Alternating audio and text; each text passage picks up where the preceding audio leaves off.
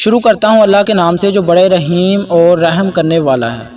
حضرت انس رضی اللہ تعالیٰ عنہ سے روایت ہے کہ رسول اللہ صلی اللہ علیہ وآلہ وسلم نے فرمایا کہ ایسا بھی ہوتا ہے کہ کسی آدمی کے ماں باپ یا دونوں میں سے کسی ایک کا انتقال ہو جائے اور اولاد زندگی میں ان کی نافرمانی اور ان کی رضامندی سے محروم ہوتی ہے،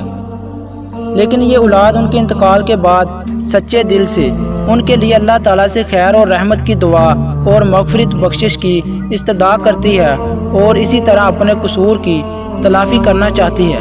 تو اللہ تعالیٰ نافرمان اولاد کو فرما بردار قرار دیتا ہے، پھر وہ ماں باپ کی نافرمانی کے وبال اور عذاب سے بچ جاتی ہے۔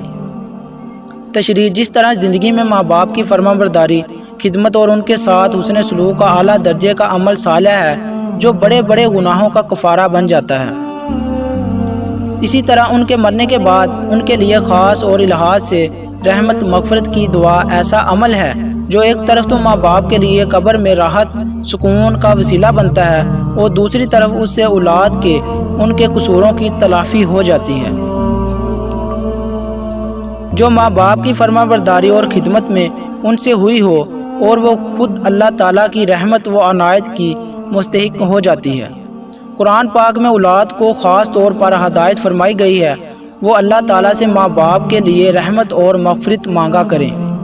اور اللہ سے یوں عرض کیا کرو کہ اے پروردگار میرے ماں باپ پر رحمت فرما جس طرح انہوں نے مجھے بچپن میں شفقت کے ساتھ پالا تھا۔